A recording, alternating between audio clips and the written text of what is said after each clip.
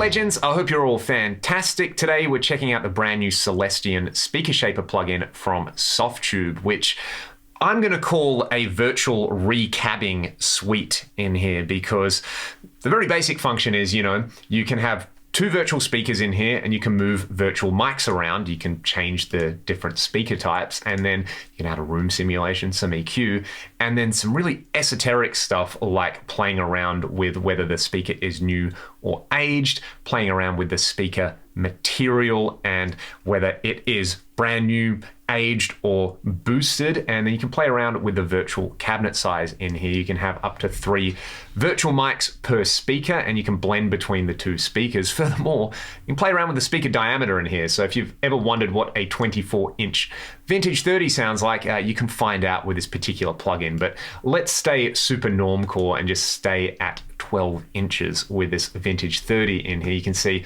I've got a 57 model dialed up, and on a real speaker cabinet, I wouldn't even bother putting a 57 here. I'll spare you all the horror, and I'm going to put it somewhere over here where I would normally put that. So let's just go through and select a speaker. I'm playing my Les Paul with some excellent PAF style humbuckers by Martin A. Smith pickups.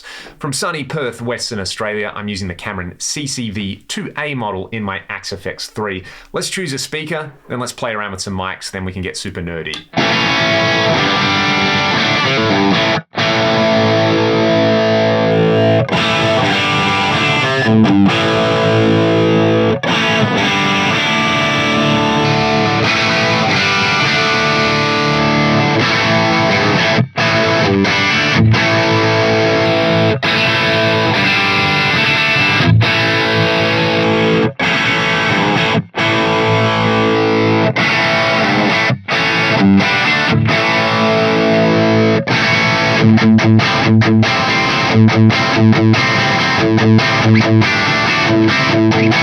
Just the fact that it's got a little bit of extra beef in the low end. I do really like the greenback sim in here, but let's just roll with that. Let's do the classic 57 121 combo on here. I'll leave the 121 right on there and just back it off by about 3 to 4 dB. Let's check it out.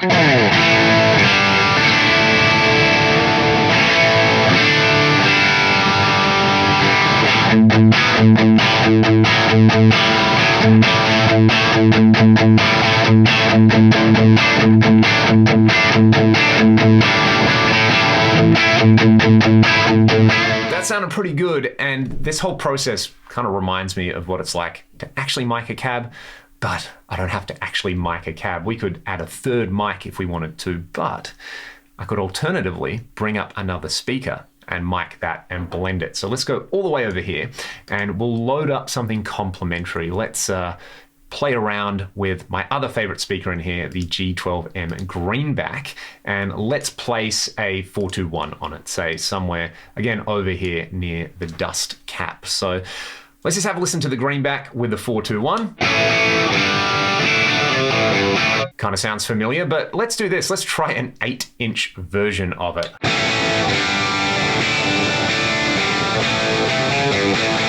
Really, really nasty. Let's try a 24-inch version.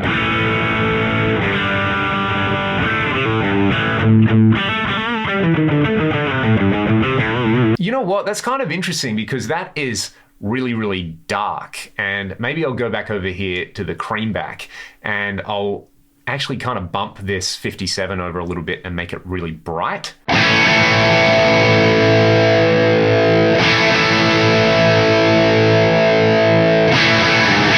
And then let's just kind of subtly blend between the brighter and the darker speaker on there.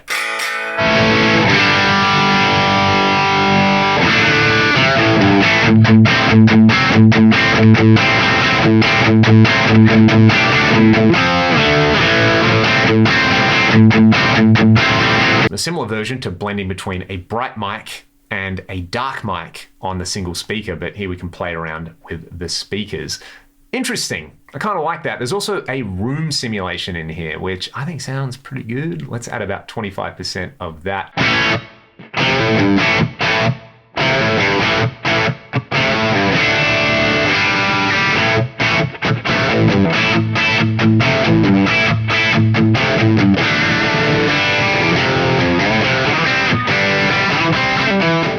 Yeah, that's a good sounding room in there, and I like that you can blend between the near and the far field mics on there. There's also an EQ section if you want it. That does EQ things. But what's super nerdy but kind of cool on all of this is, let's say we wanted to add a bit of extra character to this really big virtual speaker in here, and I could add a bunch of speaker distortion to it, and I could play around with either the magnet material or how aged the magnet is. So let's make this one kind of sound crummy, and then we'll have our more pristine, bright, punchy creamback blended with this like virtual crummy Godzilla speaker.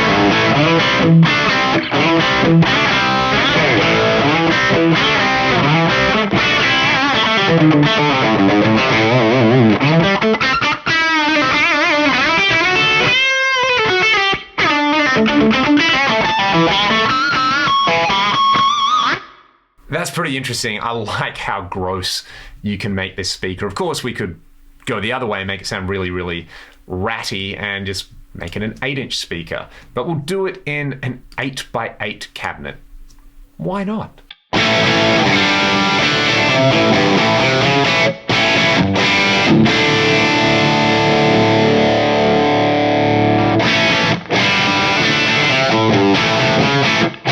And yeah, I apologize for playing like 1,700 variations of A, G, and D on here, but this is how I test a real mic'd up cabinet. Like, just play some AC/DC chords and see if it works for you. So there's kind of an overview of some of the possibilities you can do with this thing. It is a pretty deep plugin.